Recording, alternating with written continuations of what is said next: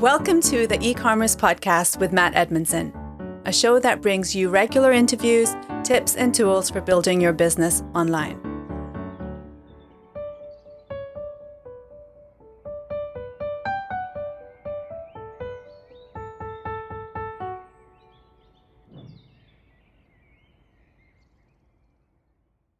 Hi, and welcome to the eCommerce podcast with me, your host, Matt Edmondson.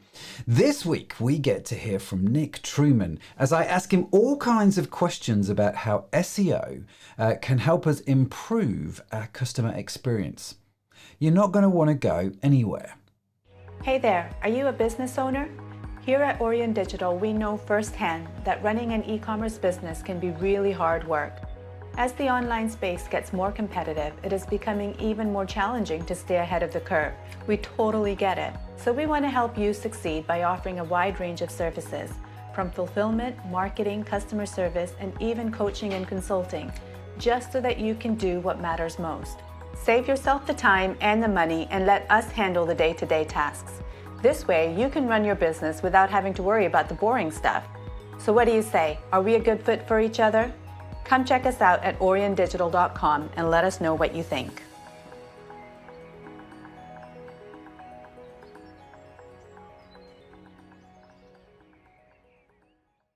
Thanks for joining us on the e-commerce podcast. It is great that you are here. Now, whether you are just starting out or if, like me, you've been around the world of e-commerce for a while, my goal is to help you grow your e-commerce and digital businesses. Yes, it is. It's as simple as that. And to do that, every week I get to talk to amazing people from the world of e-commerce and ask them all kinds of questions about what they know and how it's going to help us to grow and to develop online. I say that I try and have the conversations that you would get to have with them if you sat down and just had a cup of coffee for half an hour. That's right, we dig into their story, we learn the principles that can help us start and adapt and grow online. And today, as I said, I get to chat to Nick Trueman about SEO ranking and how it can improve our customer experience. And Nick, let me tell you about Nick. Nick is a top bloke. Yes, he is. I really enjoyed this conversation. When you're a junior Google Ads expert, it's not easy, apparently, to become one of the industry leaders. That is, until Nick comes along and became an SEO guru in his own right. Now, you have to guess, before we go any further, how many three-letter acronyms we can get into this podcast. SEO, yes, we are. And PPC is another one. Pay-per-click and SEO, search engine consultancy, search engine optimization, if you don't know what they are. And that's what we're talking about today. So Nick now runs a successful PPC and SEO consultancy called Spec. He is the CEO of Just Add Parker and a host of the very well-known Winning with Shopify podcast. It's a great podcast. You should definitely check it out. Nick's had a colourful career. Yes, he has. He's been a board member at 4 marketing advertising companies. He has sold his own business in 2013 and he has worked for over 500 brands. His experience ranges from local SMEs to well-known retailers all over the world. And in his spare time, apparently, because he has some, Nick works in a parallel universe to do digital at a steam railway. Yes, he does. He's currently also training to become a fireman and then one day a driver.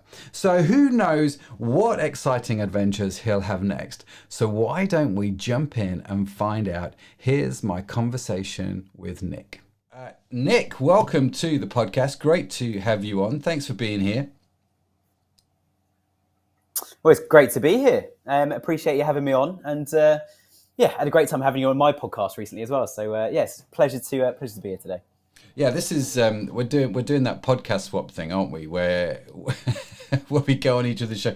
But I had a blast on your show, so I know actually we're going to have a blast on this one. You're a great guy to talk to, so I'm super excited that you're here now with us. Recently married and still smiling, which is fantastic, really. Yes, indeed. I think I was just saying to Matt before we hit record that I've had a bit of a kind of landing on. I think it's pretty much the day we got back from our honeymoon. My wife's a doctor, and so it's the penny dropped pretty quickly, and we settled into normal life without any kind of extended honeymoon period after the actual holiday was over. So, good to be back. And Yeah, when you said podcast swap, the first thing I thought of was you show me yours, I'll show you mine, which is all good. And there we go. We're off to the happy start, and everybody's laughing. Oh, that's brilliant. Yeah. Okay, so swiftly moving on. For those that are watching by video, do not be afraid. It's probably the statement to make. Now, Nick, apart from just reminiscing about old days, we are chatting today about SEO, how to rank in Google, the ultimate tips. And I'm excited to have you on the show about this because, again, you just told me this is 15 years of your life. This is 15 years of learning for you, right? So you have gonna learned, I'm guessing, a thing or two over that time. Yeah, it's 15 years of my life I'm not getting back is another way to look at it. But it's been a mad industry, to be honest. We thought for years, we as in people have been working with and stuff, we thought SEO was going to become completely automated, the robots were going to take over. Quite the opposite's actually happened. Google now want the best marketing campaigns, and we'll come on to more of that a little bit later. There's a friend of mine called Chloe who also runs a podcast called eCommerce Master Plan. I think she's been on the show as well. Yeah, Chloe Thomas, friend. Yeah. Chloe got me to talk at one point on her podcast, and I think we did a video thing, a webinar as well. And we were talking about kind of SEO for non-SEO people. And there was like SEM Rush were on the panel, and then two kind of very nerdy SEO guys, and then myself. It was a fascinating conversation because they were all sort of saying like, oh, if we could get more marketing stuff from Nick, we could do the technical bit much, much better. And I was saying the same, like if I could get more technical stuff from you guys, we'd sort of rank better overnight. But yeah, we'll come on to it a bit more. But the kind of catchphrase just to keep in mind as you're listening to this, everybody, is marketing has been lost from digital marketing is kind of become my catchphrase. And I think that's never been more important than when you talk about SEO, for sure. So marketing has been lost from digital marketing. Why do you say that? Well, I'm glad you asked. But what? I figured you wanted me to, the way you put it. I did indeed. Yeah, leading question, Your Honour. It's deliberately a bit of a controversial statement. My personality type is debater, so as we go through, if sometimes I'll say things I don't even agree with just because I want to have the debate. But I do absolutely agree with this. With digital, there's so much data available and there's so many systems, there's so much content out there that you can read about how to do SEO, how to make PPC better, how to do paid social better. Marketing, in essence, is convincing somebody to buy something. Yeah. So regardless of what channel you're on and regardless of what data you're looking at, if you've got a good product and you put it in front of the right people, they're going to buy it. Mm-hmm. So we often, probably done the same over the years, Matt, you kind of define your clients by good client, bad client. And the root of it really is how much have they actually nailed it in terms of we've got a good product that our customers actually want to buy. Because if you have that, you can have the worst website in the world. You can forget about page speed. You don't need to worry that much about keywords. And you'll probably sell a lot of products. And then if you start factoring those things in, you then start to monopolize the market. So often, again, SEO is so true.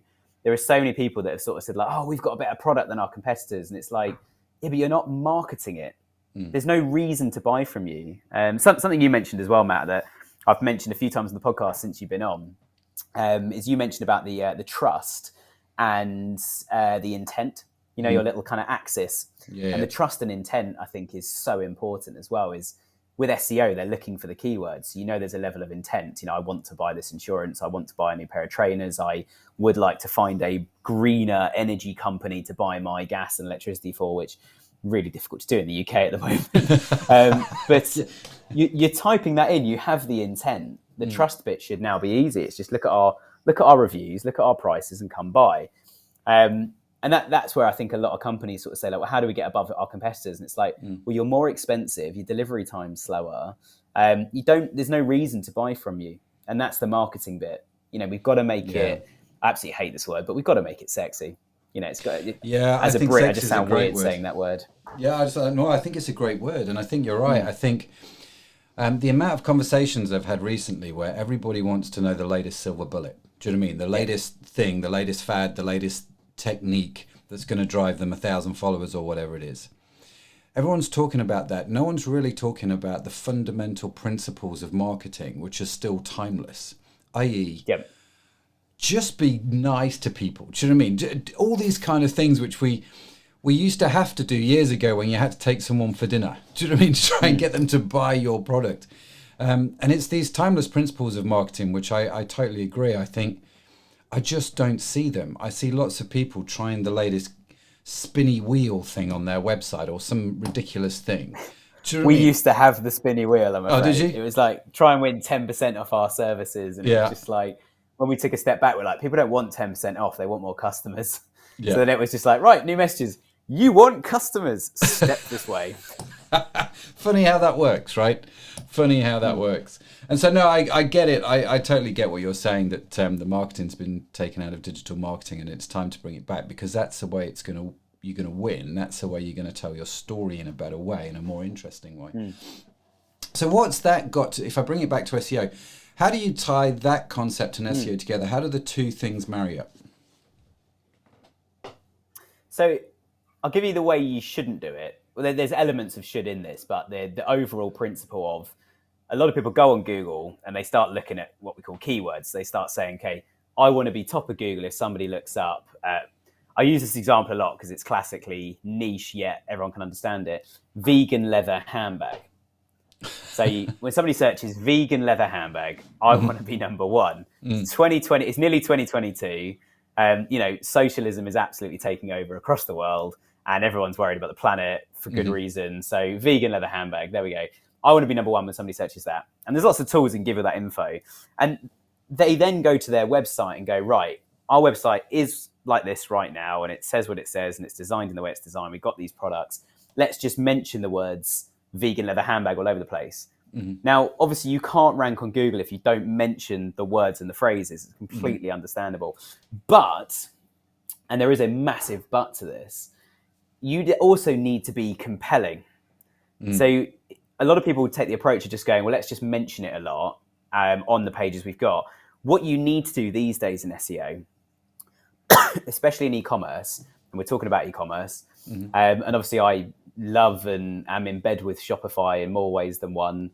It's a fantastic platform. So I'm using lots of crude references today. You can edit them out if you want. But yeah, you talk about Shopify and e-commerce for a sec.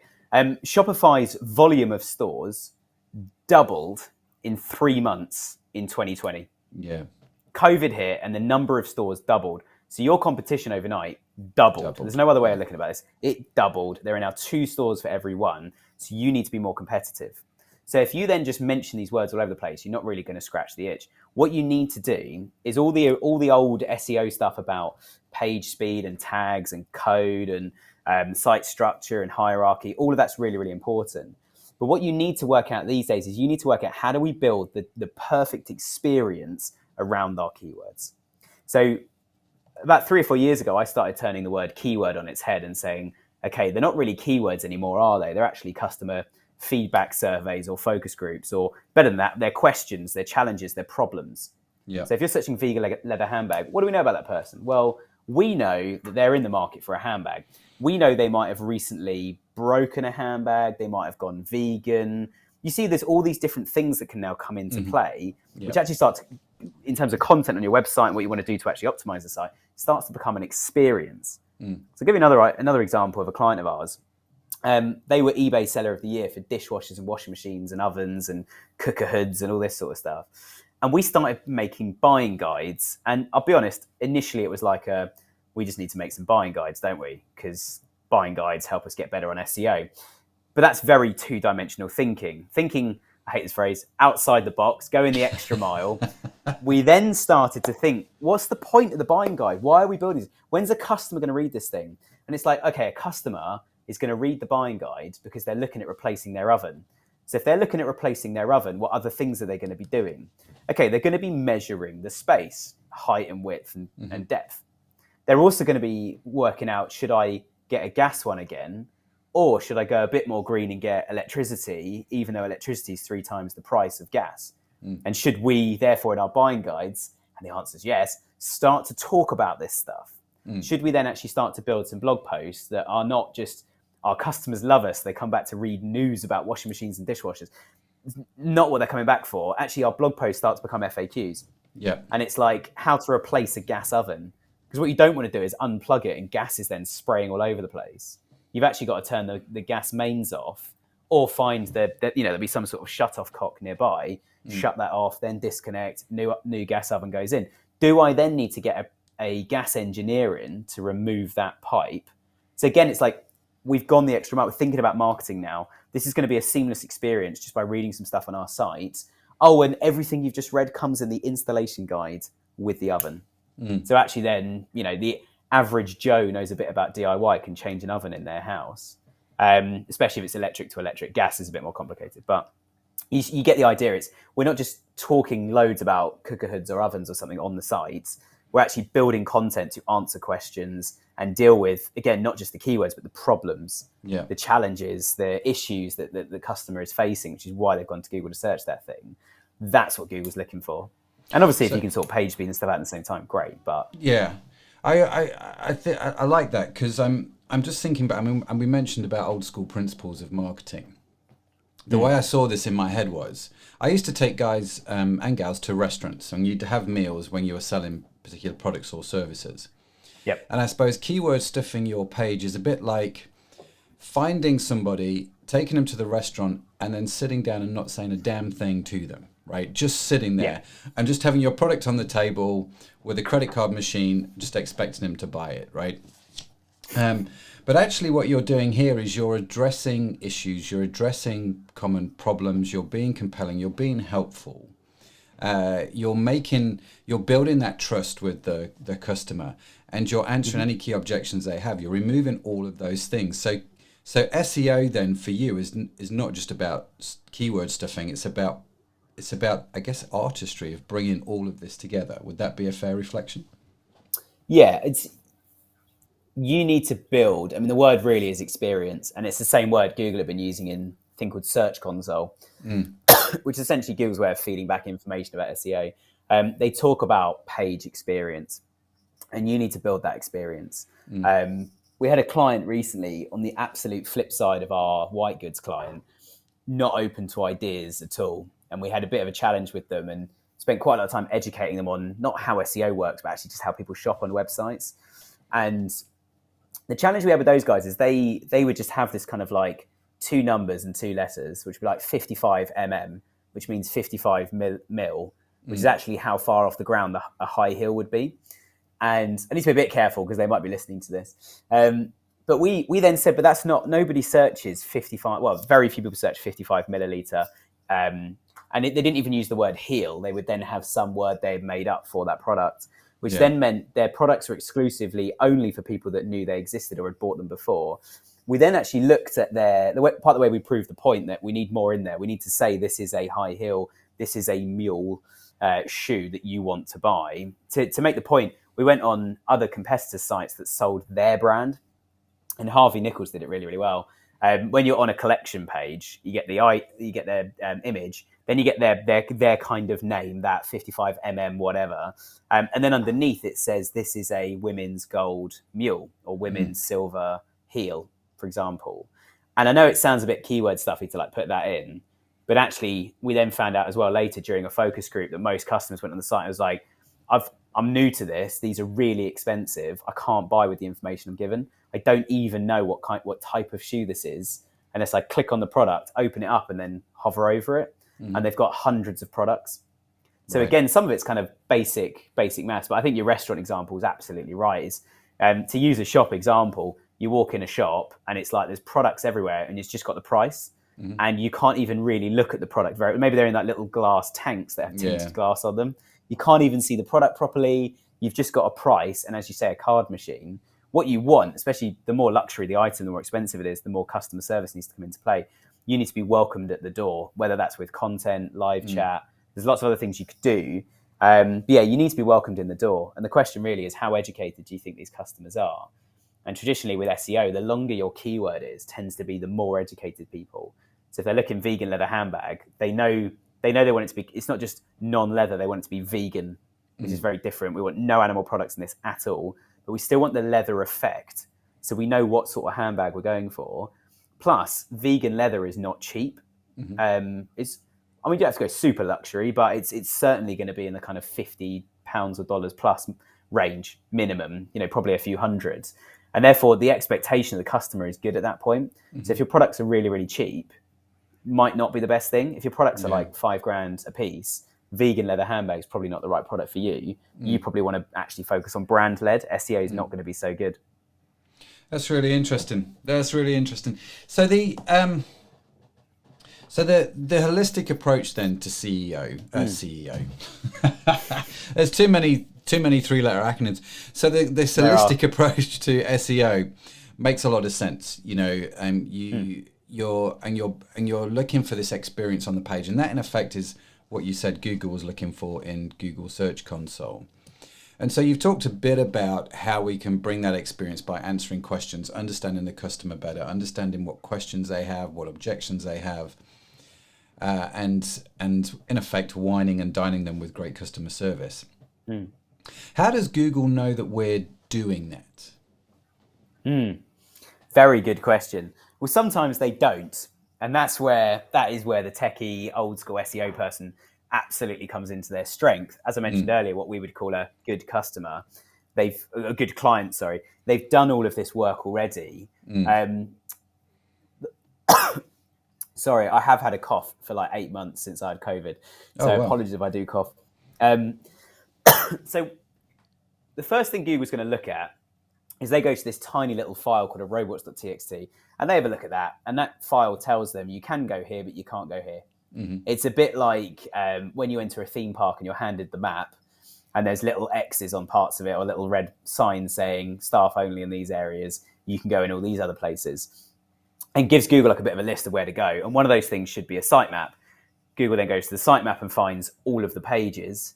And then the next thing you want to make sure is when Google actually then starts opening pages and reading pages and crawling them, is that the code translates quite quickly and quite easily. So it needs to load quickly the whole page. The page also shouldn't change too much while it's loading. That's something that was rolled out earlier this year called CLS, Cumulative Layout Shift.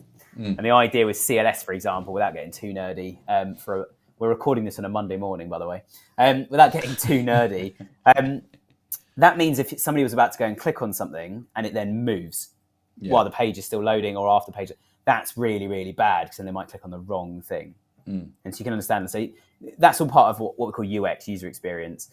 So the way the page loads, and then the code needs to be nice and clean.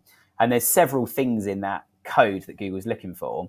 One of the most important things that in my experience, have found that's been almost completely neglected or misused in code is what's called a header tag, or a set of header tags. They are numbered, and you'll know this, Matt, from coding. H1 is header 1.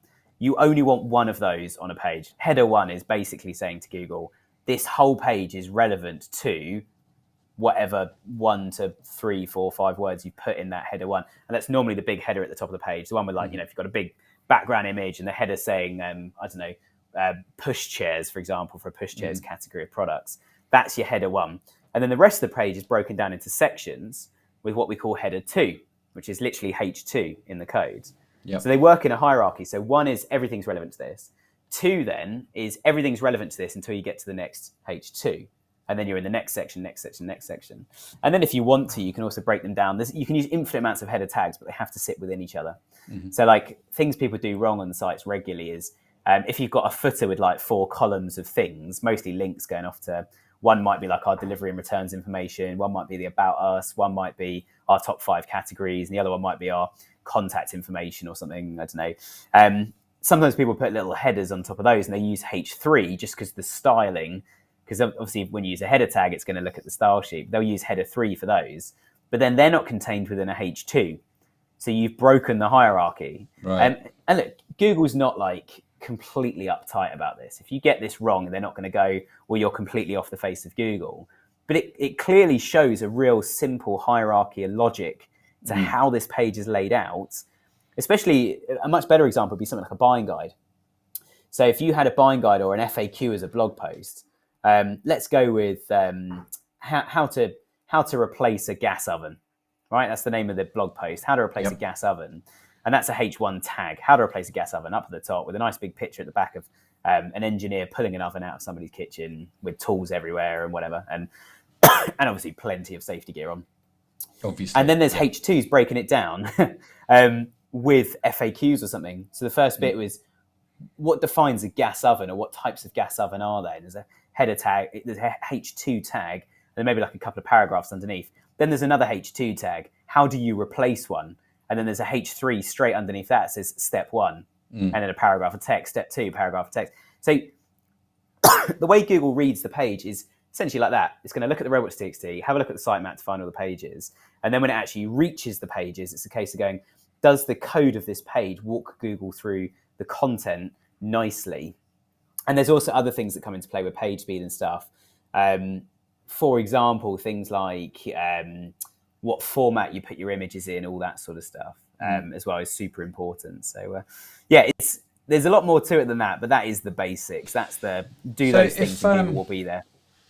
If I'm listening to the show and I'm kind of sitting there listening, or I get the hierarchy thing, it might, it's a bit like bullet points, isn't it? You've got point number 1, point 1A, point 1A, A1. Do you mean lawyers do it all the time? And I can see the layout structure, like a file structure in my head with your H1, H2 tags.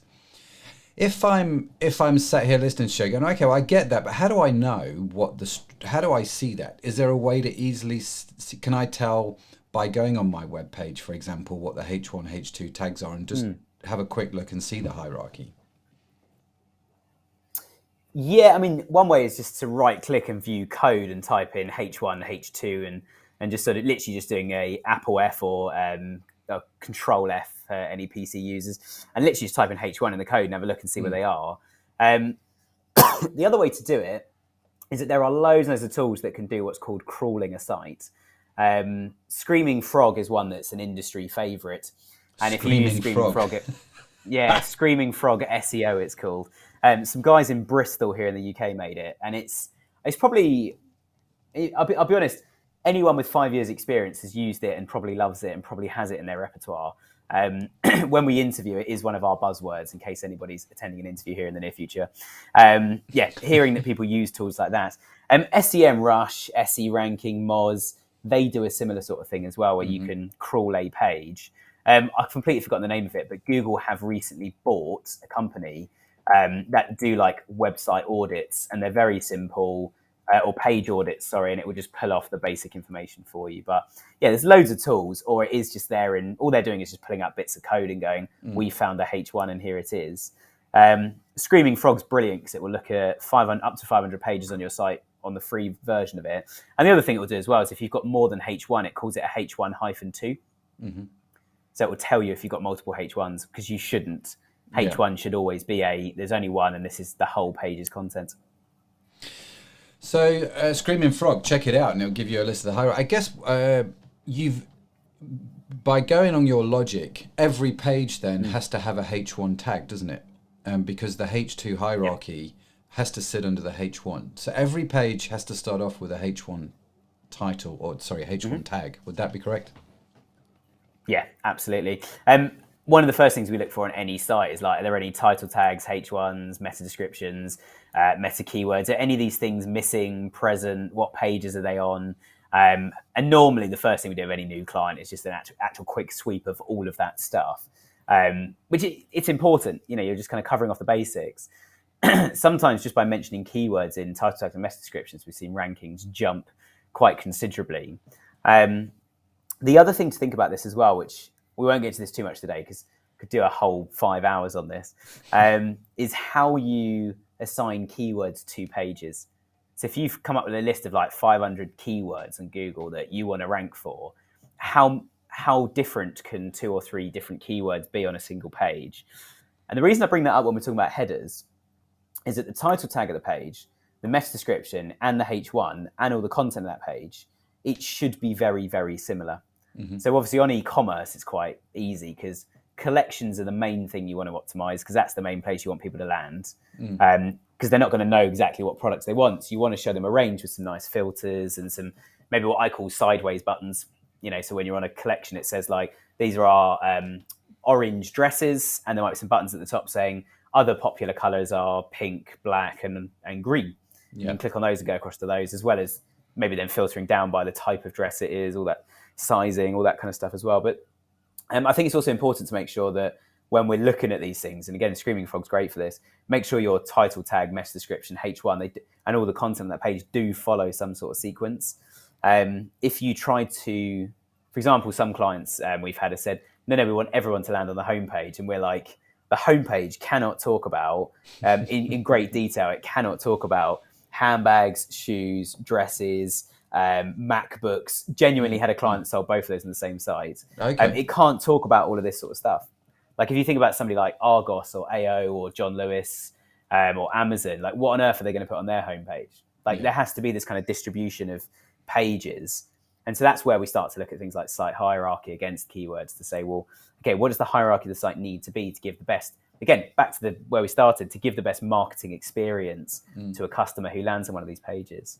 And actually, if you did try to fit, I don't know, 100, 200 different categories or different topics of content onto the homepage, if any one of those 200 different users landed there looking for that thing, guarantee 100% of them be completely confused. Yeah. Unless theirs happened to be the first one. Yeah. No, I like that. And so you, so if on e-commerce, optimizing then these category pages, that makes a lot of sense. And you, and so a category page then from an SEO point of view, needs to have a H1 tag, which is going to be, I'm guessing, your category title. Orange dresses or vegan leather handbags or, whatever that's going to be. Do you have some kind of paragraph, explanatory, is that the right word? Explanatory paragraph underneath the H1 tag? Exploratory? I don't know. Like you said, it is Monday morning. Yeah, let's go holistic for a sec. Let's take a step back. We've so many clients over the years, I'm sure you've had this as well, Matt, given your backgrounds, that are like, right, guys, we've optimized our homepage now. So everyone who lands on the site is going to see this, this, and this. And then we go in analytics and go, okay, Google Shopping, everybody from Google Shopping lands on a product page. You can't land anywhere else from Google Shopping. Yeah. Most people from SEO either land on the homepage if they know who you are, or they're coming back, or they've heard of the brand, that sort of thing. Or they land on a page that Google deems more relevant. So on a good e-commerce site, you'll find that about 95% of non-brand SEO traffic lands on collections, blog posts, some products, FAQs, store pages if they're looking for, TK Maxx Edinburgh, that kind of thing. So coming back to your specific question, this collection is, if it does what we want it to in SEO, it is going to be the starting point. It is the shop front of your brand. And so we've got to think, okay, a user has typed in vegan leather handbag, and unless it's the only thing you sell, they're not going to land on the homepage. They're going to land on your vegan leather handbag or your handbags page, which then, ideally has a small paragraph of text. You also don't want to put too much in that top section because you don't want to lose what one of our clients calls lift and shift. You don't want the products to be so far down now that you can't see them. You do actually just want to go like, we're a great business. Hey, nice to meet you. And then they get straight into the products as quickly as possible. And so I think making sure that it's not too big, that top section, is really, really important. Yeah. But equally, you've got to think like, this is our shop front. So actually, although it might feel like a deep page, a level 2, level 3, or say it was a really, really niche collection, it could be like a level 6. So you've got that homepage, and then you've got like men's, then you've got footwear, then you've got smart shoes, then you've got brown leather smart shoes. You kind of work your way down. So then you're in the brown leather smart shoes men's category. So it's all the way down there, but that's still a shop front. That's why we built it, is to create more doors into the site. We talk a lot in SEO about creating more doors and entrance points to the site. And so, you've got to think this is the first place in your site they're ever going to see. So actually having a little widget not widget, I hate widgets, but having a little link or button on the side saying, check out our men's shoes buying guides. Or better than that, it's not on the homepage. It's not on the first page of Google anymore, but I helped put together the TK Maxx when we worked with TK Maxx years ago. TK Maxx's suit fitting guide or suit buying guide or whatever. Yeah. It was all about how to measure yourself to buy shirts and suits for blokes. And also we've made one for women as well, because women buy a lot of blazers, especially for the workplace, and shirts, that kind of thing. So we built that, and it was on the first page of Google until about 3 months ago, it finally disappeared. And it was there for about 5 years to give you an idea of the traffic they were getting from that. but yeah, like that's an example of where somebody's going to land. That is the first place you will ever see. So yeah, if you land on a category of products, having a link out to the buying guide for the ones who don't know what they want to buy yet, and make sure that buying guide has lots of what we call internal links. So every time, not every time, but most times you mention, I don't know, brown leather shoes or something, make that bit of text a link so they can get straight into that collection. So as soon as they get to the point in a buying guide or a blog post or an FAQ post of like, okay, these guys, yeah, these are the hinges I need for my garden gate, and that's why I'm on Google today. Genuine client. There's a link through to that category of hinges that they can, and they know what size to get as well because they've just read that in the blog post. And we've actually, looking in Google Analytics, we've seen people going from buying guides and blog posts, clicking back and forth to different places because it's like, oh yeah, I definitely want one of those. Click on it, and then they get onto one. It's like, what size would you like? It's like, I haven't got a clue. Right, back to the buying guide. Like, scroll down to the size bit. Oh, I need that size. Right, forward, and then get back in and choose the right size and get the tape measure out, all this kind of stuff. But you've got to remember, like, any landing page for SEO, if you want this page to rank, it is going to be a welcome page. Yeah. So if you just have like handbags and then a list of handbags, you've already lost them. Like, there's nothing to go on. Yeah. They are currently sitting in that restaurant not being spoken to by their date for the evening, which is, you're not going to see them again, and you're certainly not going to want to pay for the meal. Did you know that nutrition is one of the keys to maintaining the energy you need to drive your business forward? Vegetology creates incredible, unique supplements in an eco-friendly, ethical, and sustainable way that feed your body with the precise nutrients it needs. We're not just making you healthier, we're helping to protect our planet too. Our products are vegan friendly and approved by the Vegan and Vegetarian Society. Plus, they're gluten-free, so they fit perfectly into any lifestyle. They also contain no artificial colours or flavours, making them good for your taste buds too. You can feel good about your food choices with our healthy, natural supplements. We have something for everyone, whether you want to boost your immune system or just get more energy every day. And we're always working on new ingredients so that we can provide even better products in the future. So what are you waiting for? Get started now by heading over to vegetology.com. Are you struggling to keep track of your business finances? Let me introduce you to Cinder. Cinder is a tool that can help you automate processes and get accurate reports within minutes. Yep, you heard me. It'll save you time and money by generating P&L reports, balance sheets, and inventory management, all with just a few clicks. With all the key metrics to hand, you'll be able to find the hidden streams of income for your business and make it grow. Cinder wants you to be super successful, so much so that they are offering our e-commerce podcast listeners a special coupon code for up to 40% off. Just use the code EasyBooks at checkout and grab yourself a bargain. Just head on over to ecommercepodcast.net/Cinder. That's Cinder, SYNDER. So what are you waiting for? Stop struggling and start automating today. One of the things that I love to do on people's websites when we look at them is we do go straight to analytics and we go, right, where are the people going to? Where is Google sending people to? Let's start with those pages. What are your most popular entry pages? Yes, you've got your home page, but let's take that out of the equation in some respects. Where are people heading to? And then we're like, well, let's just go to that page as somebody who's never been to this site before, and let's just see what we think. Do you know what I mean? And let's just have a little look. What kind of experience are we going to have here? I think they're great questions, and I think that's actually such a valuable thing to do, and just knock them out. It's like, okay, well, this is. You'll be surprised actually the pages that Google recommends and sends people to, and start with the most popular one. Look at it, fix it, move on to the next one, right? Yeah, definitely. I think another really interesting point to make on this in terms of looking at analytics and asking questions is, I loved your intent. I mentioned it already, intent and trust. Can somebody make a buying decision off the back of this? I think it's always such a valid question. Yeah. And I asked a client the other day, they were like, why is no one buying our stuff? And I said, all right, let me screen share. And I said, okay, if you were going to buy one of these tables, what would you type in? They're like, I don't know, oak effect dining table. And then we typed it in and then pretended we had clicked on their site. It wasn't on the first page yet, but pretended we clicked on their site and opened up that page. I'm like, okay, now what are you doing? And they instantly were just client mode, like, oh, but I know I'm now going to go and read the buying guide quickly. I'm just going to chuck it in my cart. I'm like, no, you've never been here before. So this is the welcome page, and it just says Oak Effect dining tables, and there's a load of Oak Effect dining tables. What size do you want? What color do you want? How quickly do you need it? What's our delivery information? It's a huge item. How much is it going to cost to get this thing delivered? What if I don't like it? I mean, I had one a few weeks ago where I ordered a new desk and I thought it was flat packed and it wasn't. I couldn't even get it in the house. And it stayed under a tarpaulin for the night in the garden. Wow. And the next day a storm was on its way. And I eventually got the retailer to come and pick it up for me. Because they had lied. I had an email from them saying, yeah, everything, this item will be flat packed. And, oh, sorry, we sent you one that had already been assembled. I'm like, you need to flip and tell me that. I couldn't get it in the house. And not only did they assemble it, they glued it together. It wasn't like just undo some screws.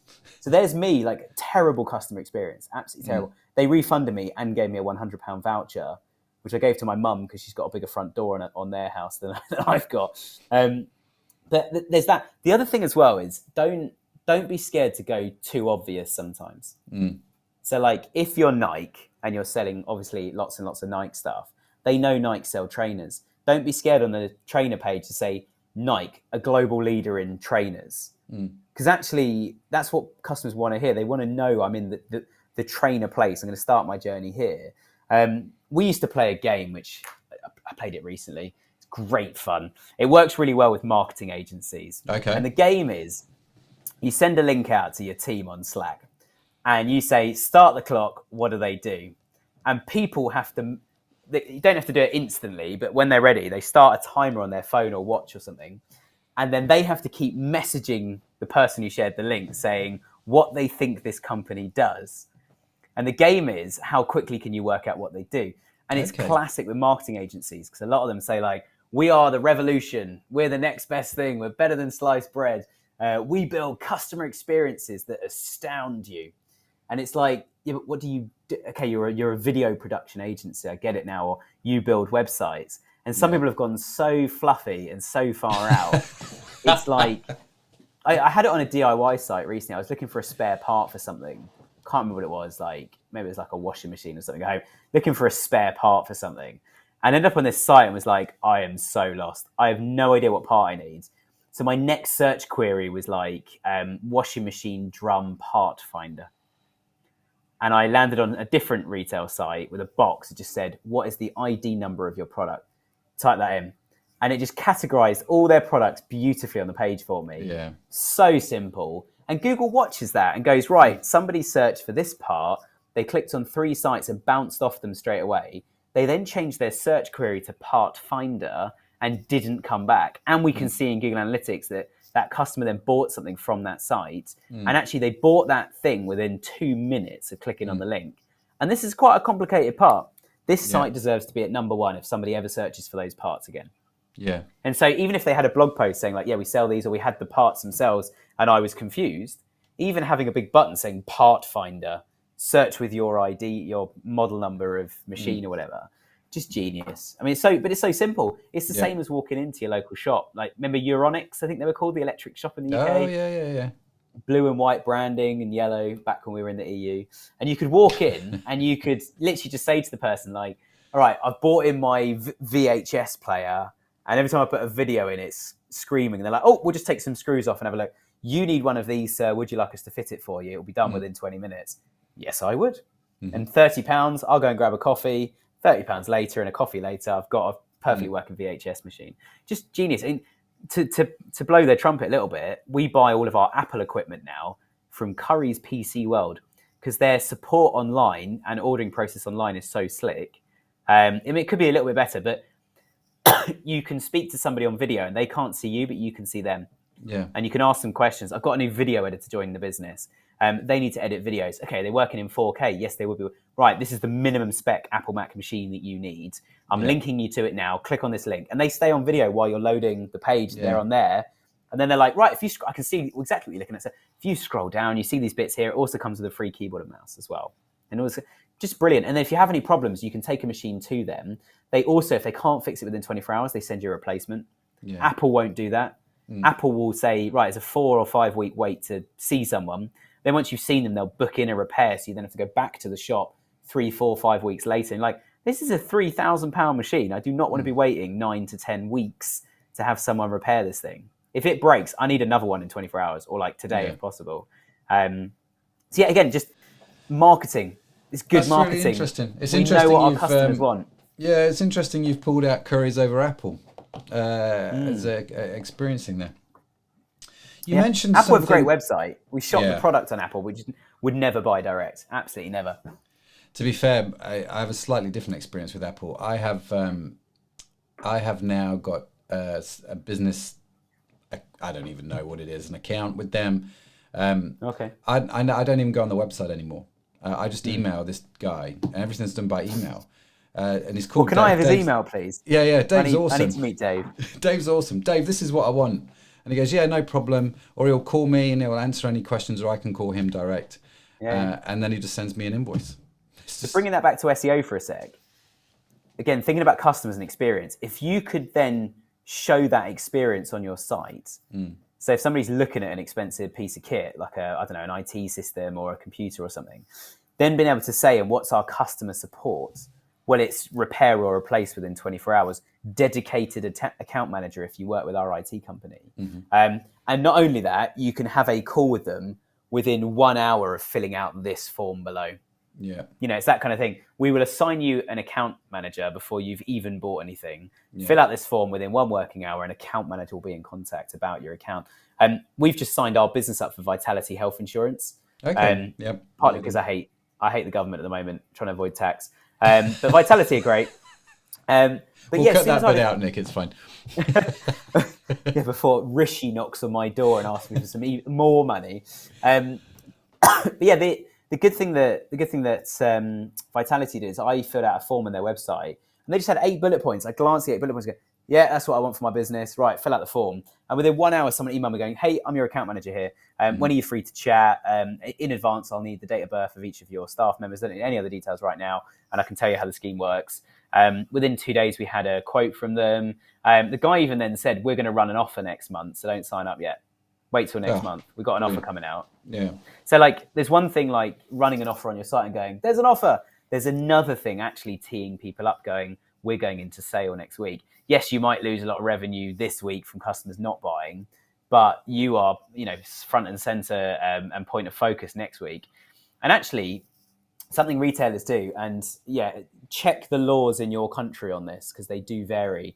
Some retailers increase their prices coming up towards Black Friday and sale season and stuff. Again, it's marketing. That is basic marketing. How to get good value across to a customer. You don't have to be the cheapest. You don't have to offer next day free delivery like Amazon, which, you've talked about Amazon for a sec. It's not free, is it? You have to sign up to Prime, which costs like 75, 80 quid a year or something. Yeah. It's definitely not free, Yeah, it is not free. So when they say free delivery, the actual small print at the bottom of the page, if you have a look, actually says, we will not charge anything in addition for this delivery. That's the asterisk on the free delivery. So again, basic marketing. Have a think about what makes your customers tick. Do they need deals? Do you even want to offer deals? Because is it going to become a race to the bottom? What are your competitors offering at the moment that you're not? We've got an insurance company that point blank said to us about some of the insurance they offer. They said, we are not the cheapest in the market. We've got the worst online quotes journey out there. This is going to be tough to sell. But once we've got a customer, they stay with us for up to 10 years. So we then said, well, their cost per acquisition of new customer can be really, really high because we know we'll make our money over the 10 years. And we just, again, expectation. Everyone was set up for that. And then over time, we built out, okay, where can we get more competitive? All right, well, let's just release a magazine and say you get unlimited access to our £10 a month magazine if you take out insurance with us. And guess what? Average policy costs less than 10 quid a month. But we're still more expensive than everybody else. But you get a music magazine subscription for free. So they've now got people subscribing to the magazine at £10 a month. And then they've got all these customers buying insurance at £10 or less per month for musical instruments. And they get the magazine for free. Again, it's just marketing. It's just basic, clever, providing value. It's clever, but it's not rocket science, is it? No. And what the last 40 odd minutes we've been chatting about this, what you've done, I'm just thinking over our conversation, Nick, what you've done is you have linked SEO to customer experience inextricably. You can't separate these two things. And I think that seems to be the overriding message of today, is actually a lot of SEO is focusing on a good experience on the pages that are starting to rank for you in Google, which you can do through, various different things from keyword research to create a good customer experience on your page. What are some of the tools, some of the platforms, if I want to be able to do this stuff well? Because I'm just thinking about, like, I mean, you're an expert in Shopify, for example. Does Shopify allow you to do all of what you've said? Because let's be real, there are platforms out there where you definitely cannot do all that you've said. So is this stuff that can actually be put into practice by people who just run simple Shopify sites? Yeah, definitely. It absolutely can. I'm not going to beat around the bush though. SEO it generally is very complicated.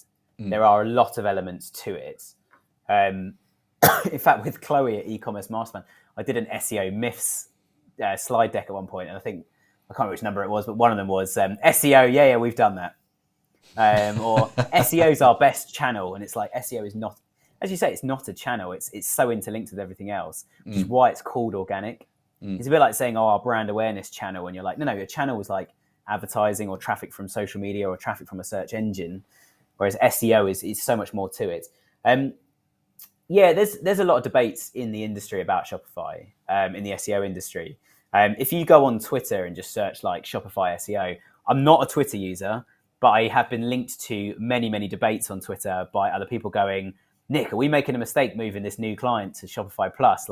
There's a big thread here moaning that we can't even touch the robots.txt.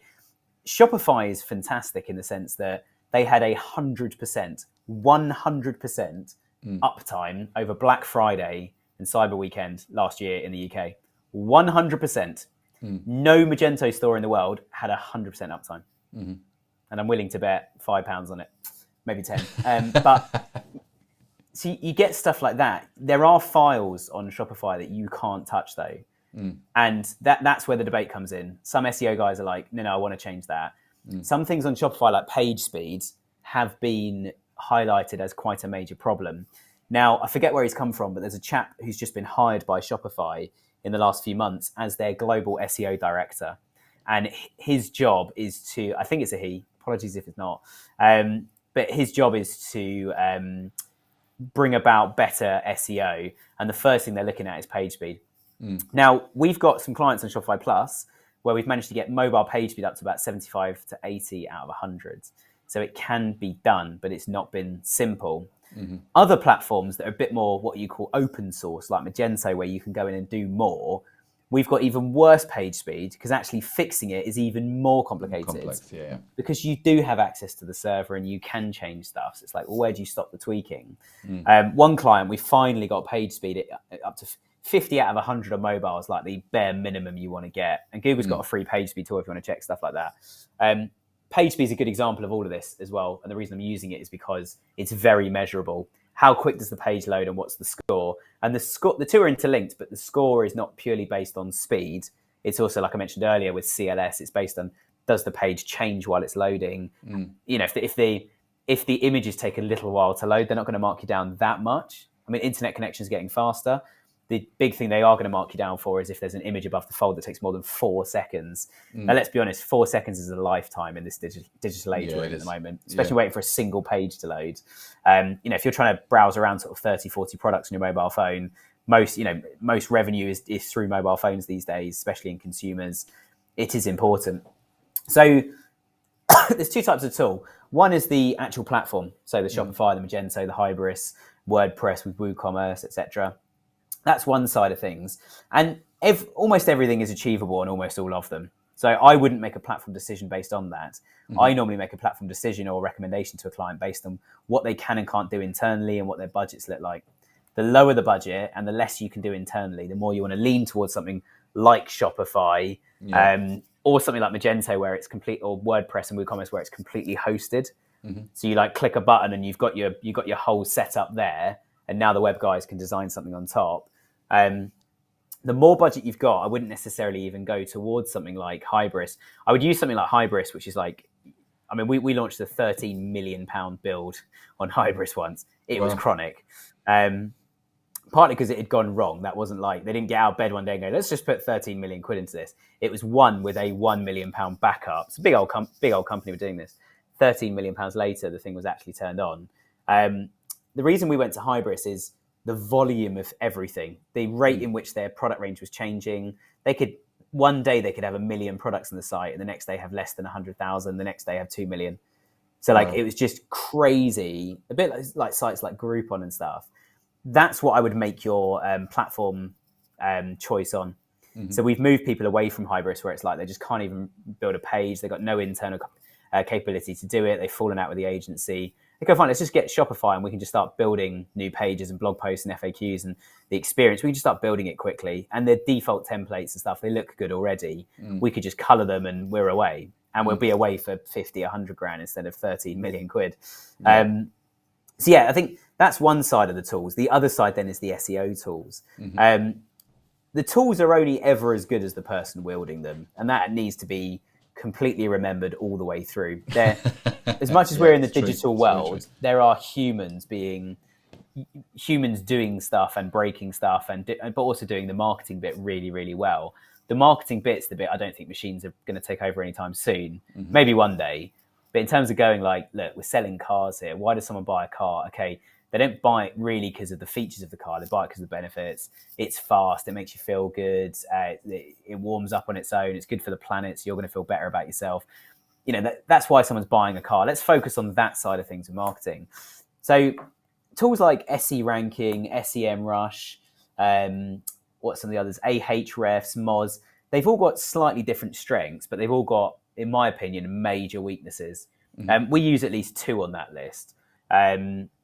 At the moment for most clients. SEM Rush is an example of a tool. We had it with one client that was a group of companies. So they've got 25, 30 different sites, and the footer has this little carousel that's just kind of slowly moving along with just different logos in it for all the different sites. SEM Rush told us that they are toxic backlinks, and if we remove them, we are guaranteed, use the word guaranteed, to rank better. So I called up SEM Rush and said, why is it recommending this? We've got house insurance here and we've got car insurance. The 2 are interlinked. It's the same customer. It's the same group of companies. That is our best link by what we say in the UK, a country mile, which means by a very long way. And SEM Rush is telling us to remove them. They are definitely not toxic. And their response was, you could just click this button and then it's not a problem anymore. Which doesn't really scratch the itch, does it? It doesn't really fill you with confidence. The tool's given us the wrong advice, and we've got proof on that. So the tools are only as good as the person wielding them. So I think, in my experience, it's always good to have somebody who just knows SEO and understands your business.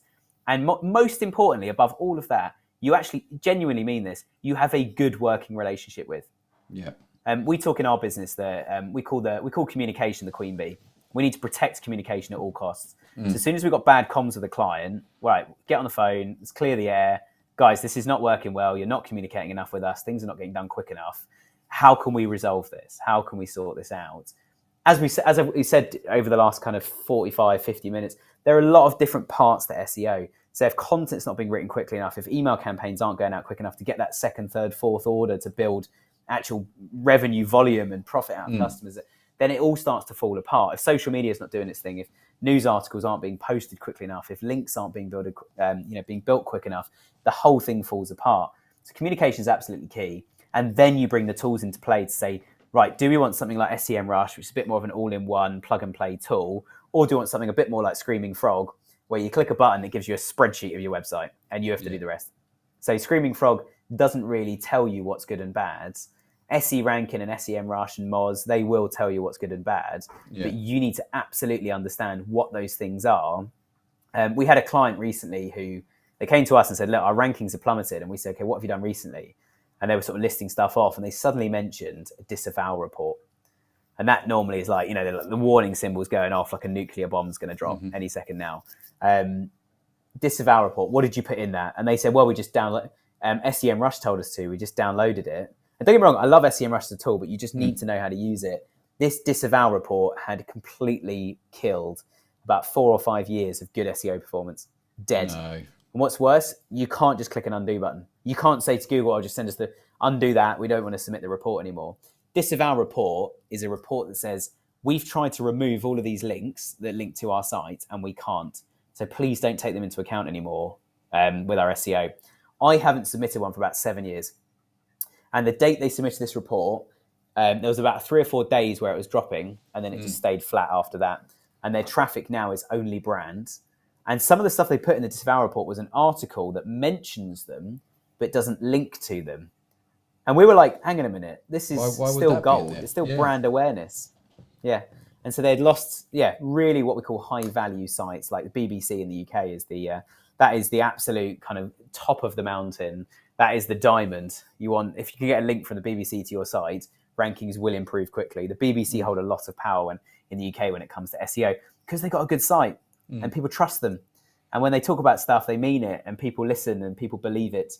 They're the most trustworthy news source in the UK, unless you know anything about news in the UK. But apart from that, from an SEO point of view, people trust them. So when it comes to tools, get your strategy right first, talk to an expert, know what you're going to do, and then find the tools and this is the really key thing with tools, to speed up the tasks you want done.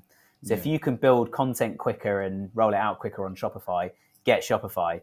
If you can't get the technical bit to work on Shopify, but you need to roll out content quicker, stick with something like Magento or Hybris, but find a new tool or a new plugin or some sort of, if Shogun Page Builder, for example, works with Magento, so you can build nice blog posts on Magento suddenly, and you can roll them out quickly and you can duplicate them. So you've got the template ready, you just change the text on it. So you can duplicate your best ever buying guide and then make 5 more buying guides. It's a very logical way of doing things. So use the tools to speed up jobs. So speed up, like, where are our links right now? What's going on with this? Crawling a site, you're not going to go through the code manually, 20,000 pages, are you? You're going to use Screaming Frog to crawl it and then use a spreadsheet and some formulas and color coding to go, where are we missing stuff? Where is stuff not keyword focused, etc. That's really good. Nick, I feel like you mentioned talking about 5 hours about a topic earlier on. I feel like we are just starting to scratch the itch, as they say. We are indeed.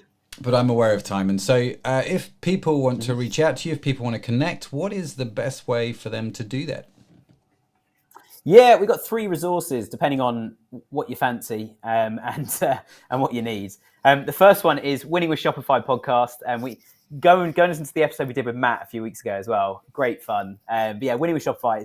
We're also on Alexa now, which I found out a few days ago. Oh, wow. Well done. Asking Alexa to play the Winning with Shopify podcast. And lo and behold, my voice was then echoing across the office. And someone was, are you listening to your own voice, Nick? I was like, no, I'm just checking. Yeah, Winning with Shopify podcast. We're on Apple Podcasts, we're on Alexa, Spotify, all that kind of stuff. Depending on size of business, depends on the next 2. If you're a small Shopify store and you're starting out and you want to kind of get cracking and get some stuff done, but you don't have an agency budget yet or a big budget for agencies, check out justaskparker.com. That's a business that's part of the Spec family now, and Spec is our main company. So Just Ask Parker's for your kind of startup Shopify store. We do everything from social, email, we build sites, only Shopify, obviously. But we do a whole load of stuff on there. We've got a great team, and my colleague Byron's free to chat to anyone who needs any help. And then also, if you're a bit more established and you're sort of scaling and growing, we also do PPC, which for shopping customers is always going to be Google Shopping. Reach out to Spec, which is spec.digital, which I always get then asked if it's .com or anything. It's not. It is .digital. It is the future. It is the future. Yeah, absolutely. We will, of course, put all of the links that you have mentioned in the show notes as well, so you can get them if you subscribe to the website and the emails. They will come through to your inbox. Nick, thank you so much for coming on, bud, and taking the time to talk to us. I can't help but feel you will be back again soon, as there are lots of conversations that we can continue to have just across the board of e-commerce. And because you're a fellow Brit, I'm not against, obviously, anybody from another country. We love talking to the international friends, but it's always nice to talk to a Brit. We do. Absolutely. Cool. Well, thanks so much for having me today. It's been it's been great to be on the show, and just for everybody else's benefit, I've cancelled, I think, at least once, maybe twice so far. So it's good to finally nail down a time and be here. So yeah, appreciate you having me on. Thanks, Nick. So what did you think? A huge huge thank you to my very special guest, Nick, today. I love talking with Nick. Always love talking to fellow Brits. He's such a cool dude, isn't he? And so make sure you check out his podcast if you're on Shopify. Of course, you can get all of the links to Nick, to the notes, and to the transcript from today's show at our website, ecommercepodcast.net/83. This is episode number 83. Can you believe we're on episode 83 already? That's just unbelievable. Anyway, that's how you get a hold of all of this stuff. ecommercepodcast.net/83. And if that's not enough, next week, I've got another amazing guest, David Mornio, and I ask him everything about influencer marketing, why you should be using micro-influencer marketing, and how to do it properly. Yes, we are going to get into that. Here's an excerpt from next week's conversation. That's a good question. I mean, to be fair, you're going to drive sales, right? And it can be a profitable sales channel depending on your product and kind of the resonance you're able to build. And then after that, the other kind of plus values are you get content on a consistent basis. Give that to your social media manager or team, or give that to your paid media manager or team.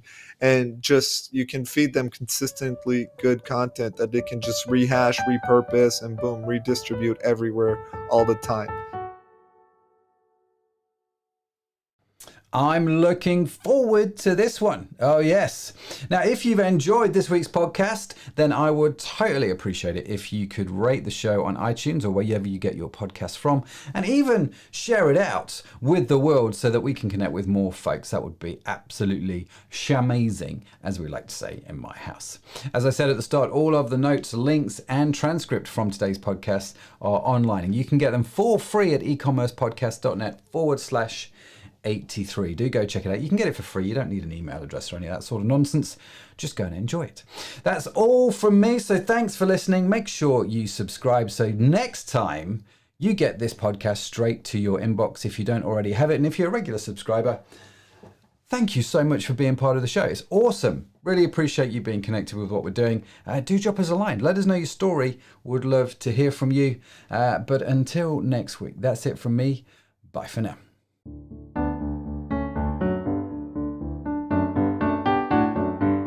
You've been listening to the e-commerce podcast with Matt Edmondson. Join us next time for more interviews, tips, and tools for building your business online.